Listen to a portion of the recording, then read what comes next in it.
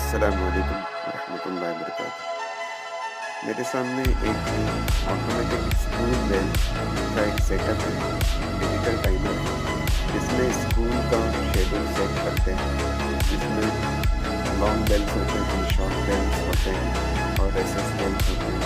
तो ये सारा टाइम टेबल शेड्यूल कैसे सेट करना है, ये मैं आपको अभी बताऊँगा। मेरे सामने जैसा कि आप देख रहे हैं, ये स्कूल टाइमर है, जिसे हमें अभी सेट करना है। तो सबसे पहले जब ये स्कूल टाइमर ऑन है, तो मुझे एक टाइम टेबल दिया गया है स्कूल की तरफ से, तो उसे मुझे सेट करना है।